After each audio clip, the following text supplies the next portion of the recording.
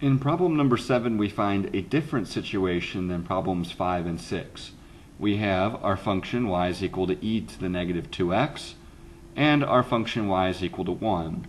It may seem like this function is innocent enough when you're first trying to figure out what this problem is asking, but in fact y is equal to 1 forms the inner radius, just as y is equal to 0 formed an inner radius in problem number 5. The difference between this problem and 5 and 6 is that the line y is equal to 7 is above both of the functions, which means we're rotating in this direction, up. Y is equal to e to the negative 2x forms our outer radius because that function is farthest away from y is equal to 7, so that's a little bit unusual. Y is equal to 1 is the inner radius because that function is closest to y is equal to 7 and will form the volume that's being carved out. Our limits are 0 and 1.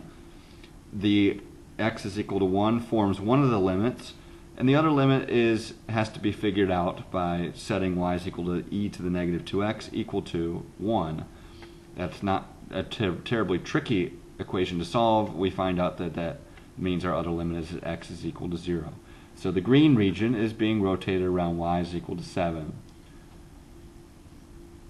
That also affects the way that our integrals are set up. It is proper to write the largest function, or in this case the top function, first. The top function is the line. It goes first in the integral. This is appropriate notation. So we would do 7 minus the outer function, which was e to the negative 2x, then square everything, multiply by pi, integrate. Subtract away pi times the integral from 0 to 1 of 7 minus 1 squared. 7 is the upper function, is the highest function, and we're subtracting away the lower function among the two of the line and the inner function, then squaring and multiplying. Again, we go to our calculator and find out that the answer is 22.597.